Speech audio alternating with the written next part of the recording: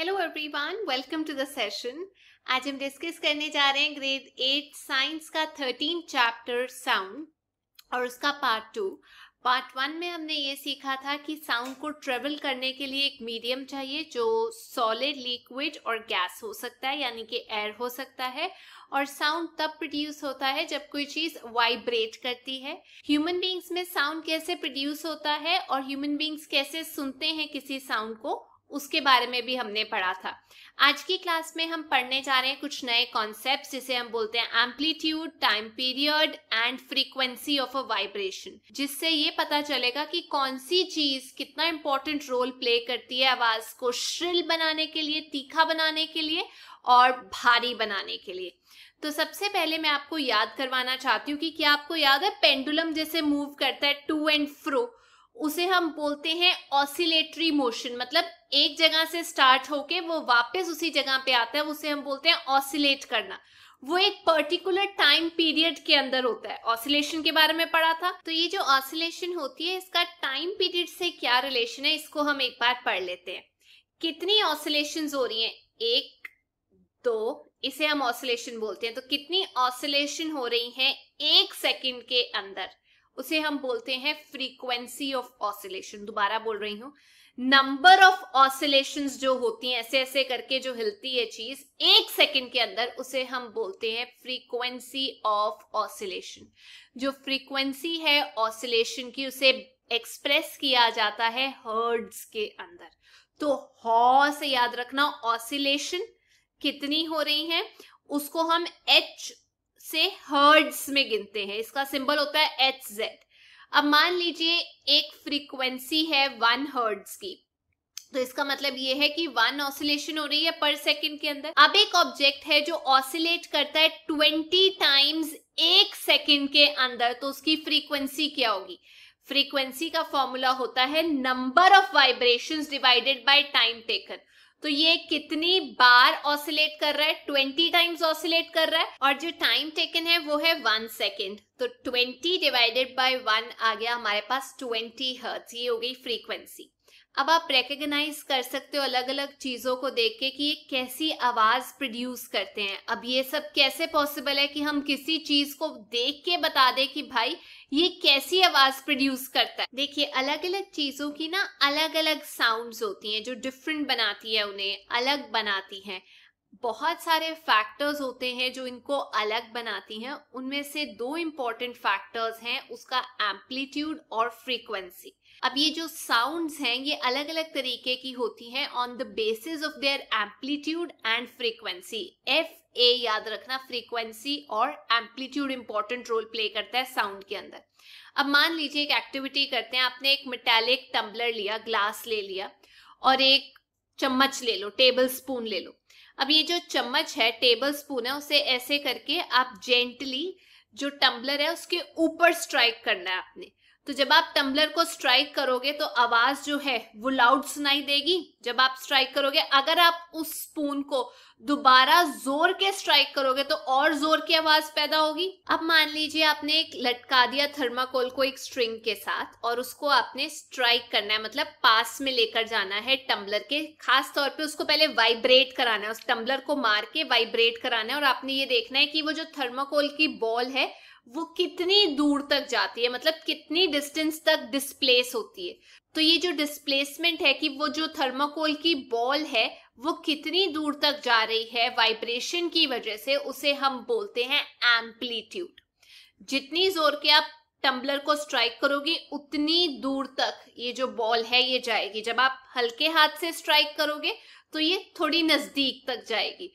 तो किस केस में एम्पलीट्यूड जो है वो ज्यादा होगा? जब आपने टम्बलर को जोर के मारा था। अब जो आवाज की लाउडनेस है कि वो कितनी जोर के आ रही है, वो प्रोपोर्शनल होती है, बराबर होती है square of amplitude of the vibration जो प्रोड्यूस की जाती है साउंड के द्वारा। जैसे कि मान लीजिए अगर एम्पलीट्यूड 2 गुना हो जाता है तो जो लाउडनेस है वो 4 गुना हो जाती है, और जो लाउडनेस है उसे हम एक्सप्रेस करते हैं एक यूनिट के अंदर, dB, यानी कि डेसिबल के अंदर। तो आपको अलग अलग चीजों का एम्पलीट्यूड दिखाई दे जाएगा। नॉर्मल ब्रीदिंग का एम्पलीट्यूड 10 डेसिबल है, soft whisper 30 decibel, normal conversation बातचीत हो रही है 60 डेसिबल यूनिट, बिजी ट्रैफिक में 70 तक पहुंच जाता है, और एवरेज जो फैक्ट्री का लाउडनेस है वो है 80 डेसिबल। 80 डेसिबल के ऊपर जो नॉइस है वो बहुत पेनफुल बन जाती है।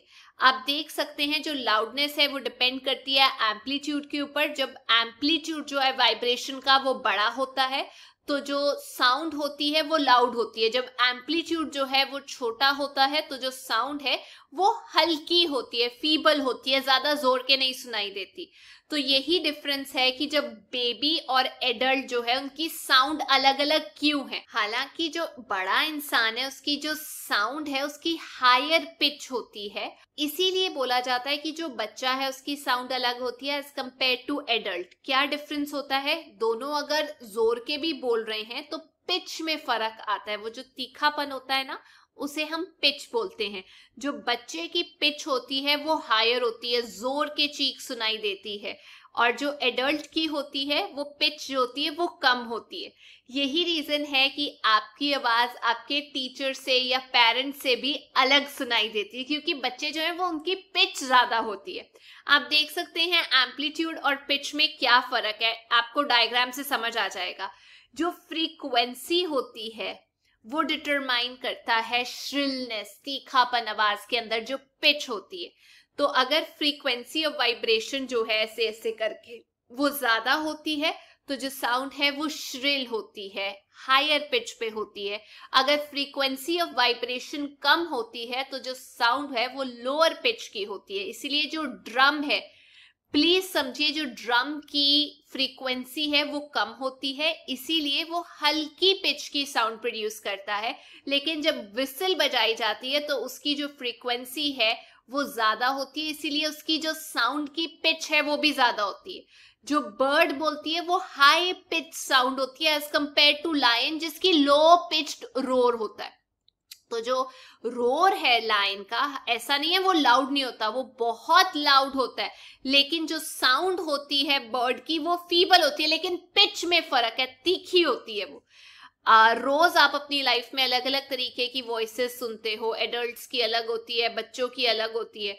तो आई होप अब आपको समझ में आ गया कि क्या डिफरेंस है। एक्चुअली फ्रीक्वेंसी का डिफरेंस होता है कि कितनी हाई फ्रीक्वेंसी या लो फ्रीक्वेंसी है जो आवाज को श्रिल बना देती है। अक्सर जो विमेन है, लड़कियां हैं, ऐसा बोला जाता है कि वो बहुत चिल्लाती हैं, चीखती हैं, आवाज तीखी होती है। क्यों होती है? क्योंकि उनकी जो फ्रीक्वेंसी होती है वो हायर होती है, ज्यादा होती है as compare to that of man. तो इस सबको हम ऐसे समराइज कर सकते हैं, साउंड पिच से जानी जाती है, वेव अपने एम्पलीट्यूड से जानी जाती है, फ्रीक्वेंसी से हम वॉल्यूम जान सकते हैं, या आप कह सकते हैं फ्रीक्वेंसी कितनी है वो श्रिलनेस या पिच बताती हैं। 1 सेकंड के अंदर कितनी ऑसिलेशन होती है उसे हम बोलते हैं फ्रीक्वेंसी ऑफ ऑसिलेशन, और उसका यूनिट है हर्ट्ज। आपकी और आपकी टीचर की आवाज में एम्पलीट्यूड और फ्रीक्वेंसी का फर्क है। एम्पलीट्यूड डिटरमाइन करता है लाउडनेस और जो फ्रीक्वेंसी है वो डिटरमाइन करती है श्रिलनेस। इन दोनों फैक्टर्स को कंसिडर करके हम एक बंदे की आवाज जज कर सकते हैं, तभी सब लोगों की अलग अलग आवाज होती है। अब डिस्कस करते हैं ऑडिबल एंड इनऑडिबल साउंड्स। देखिए, जब भी कोई चीज वाइब्रेट करती है तो वो साउंड प्रोड्यूस करती है। तो क्या हम लोग साउंड सब तरीके की सुन सकते हैं जितनी वाइब्रेशंस प्रोड्यूस करती हैं बॉडीज? वेल, ऐसा नहीं है। जो साउंड है जो ह्यूमन ईयर सुन सकता है वो 20 हर्ट्ज से लेके 20,000 हर्ट्ज तक होता है, उसे हम ऑडिबल फ्रीक्वेंसी बोलते हैं। इसे आप ऐसे कह सकते हैं 20 वाइब्रेशंस पर सेकंड से लेके 20,000 वाइब्रेशंस पर सेकंड के बीच में होता है।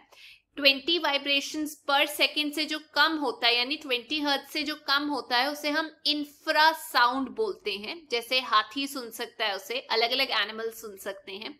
अगर 20,000 हर्ट्ज से ज्यादा की बात की जाए उसे अल्ट्रा साउंड बोलते हैं फ्रीक्वेंसी, जो कि बैट सुन सकती हैं। हमारी ह्यूमन ईयर की रेंज है 20 से लेके 20,000 हर्ट्ज। कुछ एनिमल्स स्पेशली डॉग्स की एबिलिटी होती है 20,000 हर्ट्ज से ज्यादा की आवाज सुनने की, तभी पुलिस उसे यूज करती है उनकी इस कैपेसिटी को। इवन जो अल्ट्रासाउंड इक्विपमेंट होते हैं जो हम इन्वेस्टिगेशन करने में यूज करते हैं, ट्रैकिंग करने में यूज करते हैं मेडिकल प्रॉब्लम्स को, वो वर्क करते हैं higher frequency, higher than 20,000 hertz. अब पता लगाते हैं नॉइस और म्यूजिक के बीच में क्या फर्क है। हम लोग अलग अलग तरीके की साउंड सुनते हैं अपने आसपास, दैट्स ट्रू। ये साउंड कई बार आपको डिस्कम्फर्ट पहुंचाती है, आप कंफर्टेबल नहीं होते।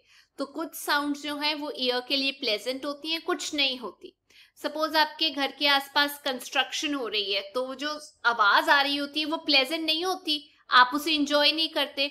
ये जो अनप्लेजेंट साउंड होती है कंस्ट्रक्शन साइट की, हॉर्न्स की हो गई, ये हार्म पहुंचाती है ईयर को, इसे हम नॉइस बोलते हैं।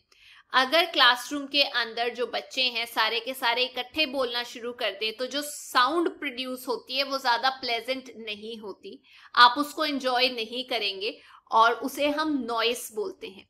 ऑन दी अदर हैंड जिस साउंड को आप इंजॉय करते हो, जैसे साउंड ऑफ म्यूजिकल इंस्ट्रूमेंट, ये प्लीजिंग साउंड होती है ईयर को, और हारमोनियम की साउंड हो गई, सितार के चलने की साउंड हो गई। लेकिन अगर ये भी ज्यादा लाउड हो जाए तो ईयर को नुकसान पहुंचाती है।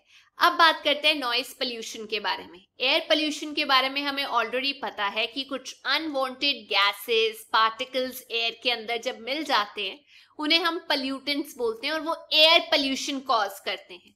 ऐसे ही एक्सेसिव अनवांटेड साउंड जो एनवायरनमेंट के अंदर मौजूद होती है उसे हम नॉइस पोल्यूशन बोलते हैं। क्या हमारे पास लिस्ट है नॉइस पोल्यूशन की? जी हाँ। हॉर्न्स की जो आवाज होती है, जोर के जब टीवी चलाया जाता है, रेडियो, लाउड स्पीकर चलाया जाता है, कंस्ट्रक्शन साइट की जो साउंड होती है, क्रैकर्स की साउंड होती है, फैक्ट्री से मशीनरी की जो साउंड आती है, ये सारी जो है हमें डिस्टर्ब करती हैं, इन्हें हम नॉइस की कैटेगरी में डालते हैं। इवन कई बार कूलर से, एयर कंडीशनर से आवाज आती है, सब कंट्रीब्यूट करते हैं नॉइस पोल्यूशन को। क्या हार्म है नॉइस पोल्यूशन के? वेल, हेल्थ प्रॉब्लम्स होती हैं, आपको प्रॉपर नींद नहीं आती, हाइपर टेंशन मतलब आपका ब्लड प्रेशर बढ़ जाता है, एंजाइटी इश्यूज होते हैं, हेल्थ के डिसऑर्डर्स होते हैं जो नॉइस पोल्यूशन से कॉज्ड होते हैं।